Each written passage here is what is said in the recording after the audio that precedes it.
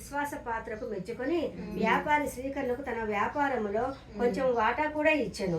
శ్రీకరుడు ఇంకనూ కష్టించి పనిచేసి వ్యాపారం లక్షల్లోనికి పెంచెను. అట్లు 12 సంవత్సరములు గడిచిపోయినవి. వ్యాపారి ముసలివాడైపోయాను. అందువల్ల తన వాటా ధనము మాత్రం తాను తీసుకొని దక్కిన వ్యాపారం అంతయు శ్రీకరునికి అప్పగించి అతను విశ్రాంతి తీసుకోసాగెను. శ్రీకరుడు స్వతంత్ర వ్యాపారస్తుడయ్యను. అమితమైన ధనవంతుడే సుఖముగా కాలం గడిపిసాగెను.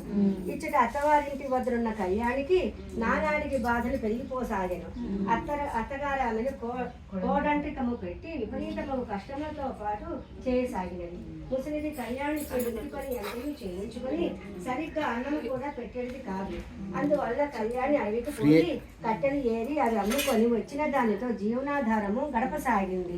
ధనార్జనకై వెళ్ళిన తన భర్త ఎప్పుడు వచ్చునా, తన కష్టములు ఎప్పుడు తీరునా అని ఆమె ఎంతయో ఎదురు చూడసాగింది. ఇట్లుండగా ఒకనాడు కళ్యాణి కట్టెలు కట్టుకొని తలపై పెట్టుకొని వచ్చుచుండగా మధ్యలో ఆమెకు దాహం వేసినది. చేరువ గ్రామం వచ్చేటప్పుడు ఎట్లో ఓర్పు కొనినది. గ్రామంలోనికి రాగానే ఒకరింటికి వెళ్ళి మంచినీళ్ళు అడగబోయినది.